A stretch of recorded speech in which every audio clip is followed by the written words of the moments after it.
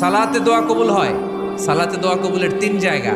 একটা হচ্ছে তাকবীরে তাহরিমার পরে আমরা সানা পড়ি না, আমরা তো একটা পড়ি।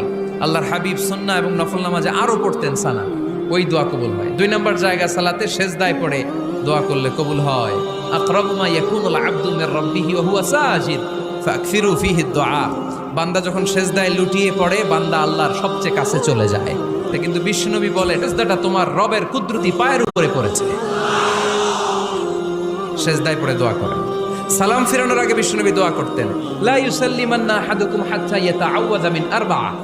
আল্লাহর হাবিব বললেন, চার জিনিস থেকে পানাহানা আছে আমার কোন উম্মত যেন সালাম না ফিরায়। তারা যেন পড়ে, আল্লাহুম্মা ইন্নী আউযু বিকা মিন আযাবিল কবর, আউযু বিকা মিন আযাবি জাহান্নাম, আউযু বিকা মিন ফিতনাতিল মাহইয়া ওয়াল মামাত, আউযু বিকা মিন ফিতনাতিল মাসিহিদ দাজ্জাল। আল্লাহ কবরের আযাব থেকে বাঁচাও, আল্লাহ জাহান্নামের আগুন থেকে বাঁচাও, আল্লাহ জীবন